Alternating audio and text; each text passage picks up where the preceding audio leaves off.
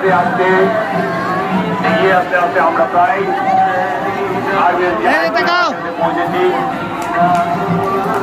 আমাদের রাস্তা এখান থেকে একটু সংকীর্ণ, তাই আমাদের একটু চাপাচাপি হবে। আপনাদেরকে অনুরোধ, আপনারা একটু করে আগে এগিয়ে যান, ভিড় করবেন না, কারণ টাকার সামনে ভিড় করলে যে কোনো মুহূর্তে হতে পারে। আমাদের ছাত্রদের বলছি, তোমাদের লাইনটা ঠিক আসছে না।